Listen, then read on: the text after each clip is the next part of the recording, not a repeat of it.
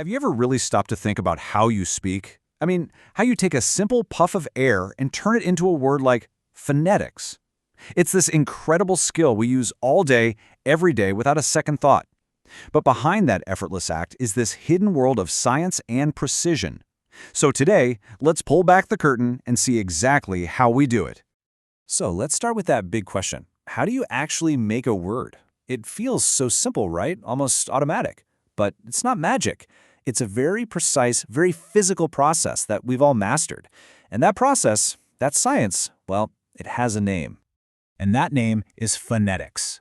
Phonetics is the science of speech sounds. It looks at the whole shebang, how we produce sounds, how those sounds travel through the air as waves, and how our brains actually interpret them. You can think of it as the official instruction manual for the human voice. So, here's our game plan for this little tour. We're going to start with the science itself.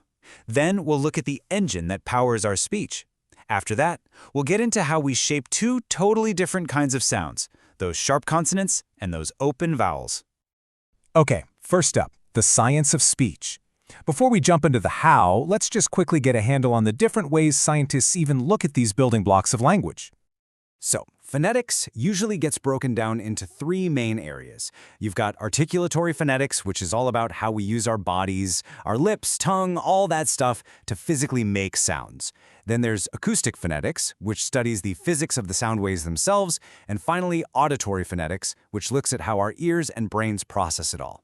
For today, we are going to zero in on that first one, the production, how we do it. Okay, so let's get to the fun stuff. Section 2, your body's sound engine. Seriously, think of your voice as this incredibly sophisticated instrument that you carry around with you. We're about to look under the hood. So take a look at this diagram. This is basically the entire toolkit for human speech. As you can see, it all kicks off down in the lungs. That's our power source. From there, the air travels up through the larynx where you'll find the vocal cords, and finally it gets shaped in what we call the vocal tract, which is just a fancy term for your throat, mouth, and nose. So you can really boil this whole process down to three stages. First, respiration. Your lungs push out a steady stream of air. That's the fuel. Second, phonation. That air hits your vocal cords, which can vibrate to create a raw, buzzing sound. And third, articulation. This is where your tongue, teeth, and lips get involved to sculpt that raw buzz into specific, recognizable speech sounds. Raw power to refine speech, just like that. Now here is the really crucial part. For pretty much every sound in every single language on the planet, it all starts with air flowing out of the lungs. It's called the pulmonic aggressive airstream, and it is the universal power source for human speech. Okay, now we get to the really intricate part. Section 3, shaping consonants. If that airstream is our raw material, this is the factory floor. This is where we start building distinct sounds by getting in the way of that airflow, by obstructing it. To understand any consonant, you just need to answer three simple questions. That's it. First, voicing. Are your vocal cords buzzing or not?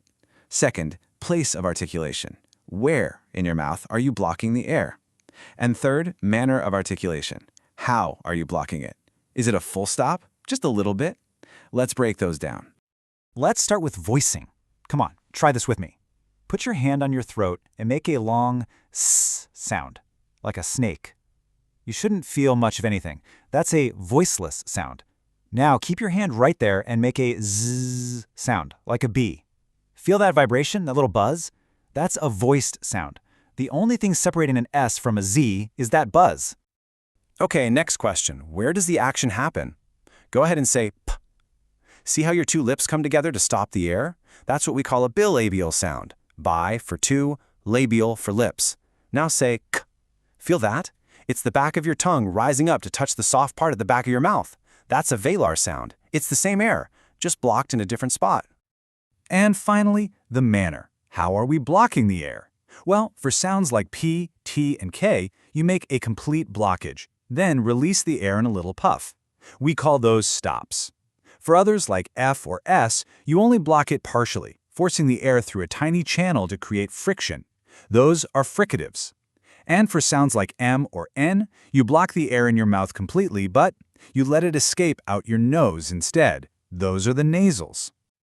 Okay, so consonants are all about obstruction, about getting in the way of the air.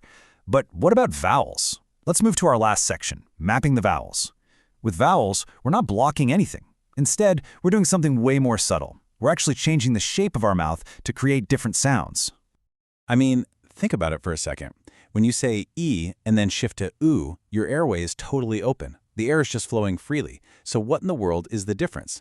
The whole secret is just the position of your tongue. And this amazing chart, the vowel quadrilateral, is how we visualize it. Don't let the fancy name fool you. It is literally a map of the inside of your mouth. The up and down axis tells you how high or low your tongue is, and the side-to-side axis tells you how far forward or back it is.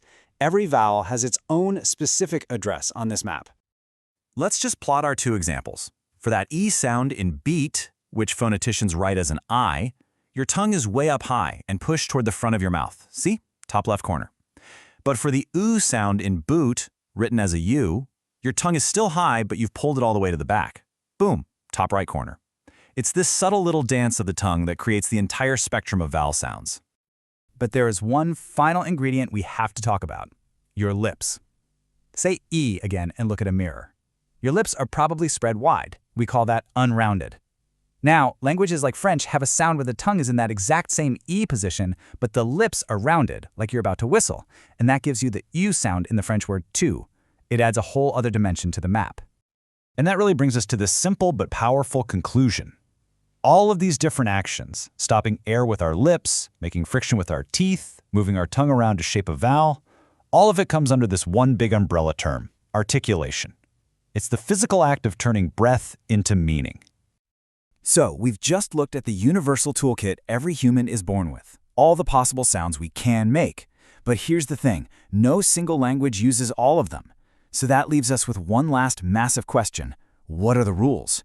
What system decides that English uses these sounds, but Japanese uses those sounds, and how they're allowed to fit together?